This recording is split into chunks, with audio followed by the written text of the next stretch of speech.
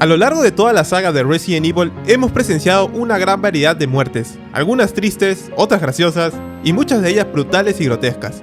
Y precisamente de estas últimas vamos a hablar el día de hoy. Antes de comenzar, quiero dejarles en claro que esto no es un top, y ustedes pueden clasificarlas en la posición que ustedes quieran. Además, en el video de hoy no hablaremos de muertes no canónicas. Me refiero a esas que ocurren cuando fallamos como jugadores y dejamos que nuestros personajes mueran. Hoy nos centraremos únicamente en las muertes canónicas, aquellas que suceden sí o sí dentro de la historia y que no se pueden evitar. Ahora, si el video tiene buen recibimiento, no descarto hacer una segunda parte enfocándome en las muertes más impactantes provocadas directamente por nuestras acciones. Ya lo veremos. Bueno, sin nada más que decir, agarren su peluche de Nemesio y comencemos.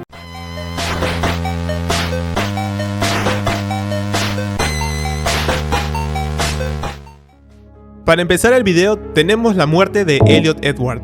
Elliot es uno de los oficiales del departamento de policía de Raccoon City, que aparece exclusivamente en el remake de Resident Evil 2. Durante el brote en la ciudad, él fue uno de los pocos policías que intentó resistir junto a sus compañeros dentro de la estación.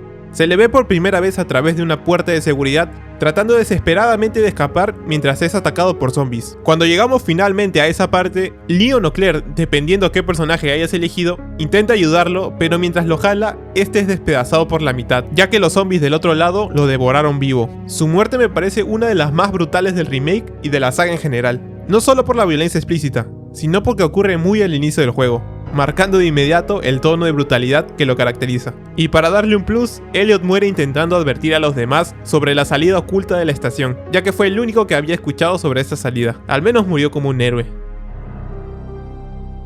Otra muerte muy brutal es la de Rachel Foddy en Resident Evil Revelations.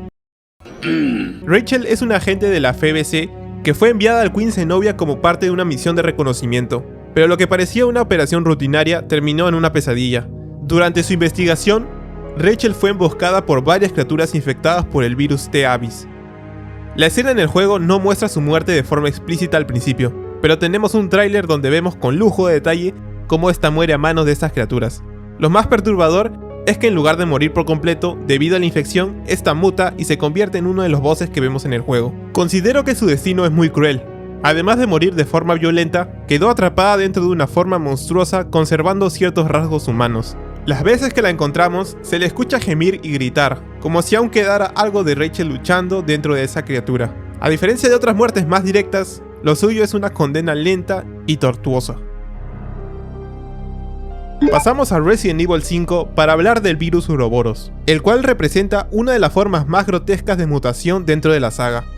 Este infecta el cuerpo de sus víctimas y si no son compatibles o dignos, como lo llama Excella y Wesker, las consume desde adentro, transformándolas en masas amorfas de tentáculos negros que brotan violentamente del cuerpo. Y el ejemplo claro de esto es la mutación de la propia Excella. Luego de sufrir un intenso dolor, empiezan a brotar tentáculos desde dentro de su cuerpo, los cuales empiezan a absorber a los Maginis que están a su alrededor, para así crecer en tamaño y deformidad. ¿Se imaginan que la conciencia de Excella siga ahí? Si en caso fuese así, creo que sería una de las muertes más lentas, agónicas y aterradoras. Un virus que no te mata, sino que te destruye como ser humano, reduciéndote a una masa de carne sin voluntad propia que destruye todo a su paso. Volvemos al remake de Resident Evil 2 para hablar de Ben Bertolucci, el cual aparece tanto en el original como en el remake. Al notar que las investigaciones sobre los sucesos en las montañas Erklay no avanzaban, decidió profundizar por su cuenta, descubriendo que el propio jefe Irons estaba recibiendo sobornos para entorpecer las investigaciones desde dentro del departamento de policía. Todo esto hizo que el propio jefe Irons lo mandara a encerrar para que no divulgue la información. En cuanto a su muerte, considero que ambas versiones son gráficas y brutales, pero si tuviera que elegir a una, me quedo con la del remake. Ver cómo Mr. X le aplasta el rostro frente a Leon, quien no puede hacer absolutamente nada para ayudarlo, me parece muy grotesco e impactante. Además, me gusta cómo esta escena refuerza la figura de Mr. X como una máquina implacable diseñada para eliminar testigos, algo que Nemesis no hace en el remake. Aunque la muerte en el juego original también tiene lo suyo, más adelante explicaré por qué no es tan brutal como esta. Por cierto, qué escena de mierda en esa película. ¡Mapache, qué porquería! ¿Quién dice que los malos gráficos no pueden presentar una muerte brutal? La primera muerte en el Resident Evil original es sin duda una de las más icónicas de toda la saga. Esta tiene lugar poco después de que los protagonistas se separaran dentro de la mansión Spencer. Mientras exploras los pasillos con Jill o Chris, te topas con el cuerpo sin vida de Kenneth Sullivan, miembro del equipo Bravo. Es entonces cuando se presencia una de las escenas que marcaría un antes y un después en el género zombie, pues encontramos a uno encorvado sobre el cadáver, devorando su carne, mientras la cabeza cercenada de Kenneth cae al suelo y rueda lentamente. Aunque hoy sus gráficos pueden parecer rudimentarios, en su época fue una secuencia perturbadora. La cámara fija, el giro pausado del zombie para mirarte directo al rostro, su boca cubierta de sangre y ese sonido húmedo y desgarrador, parecía sacada de una escena de pesadilla. Personalmente, fue esta escena la que me quitó el sueño durante varios días la primera vez que la vi, cuando solo tenía apenas 4 años. ¿Y qué hacía un niño de 4 años jugando un videojuego como este? ¿Quién sabe? Pero ese recuerdo no lo cambiaría por nada, aunque me haya traumado. Ahora pasamos a Resident Evil 7 para hablar de la muerte de Clancy Jarvis. Este es un camarógrafo que aparece en Resident Evil 7 principalmente a través de los segmentos de video que el jugador encuentra durante la campaña. Él era parte del equipo de un show de exploración de casas embrujadas que por mala suerte eligió como locación nada menos que la casa de los Bakers.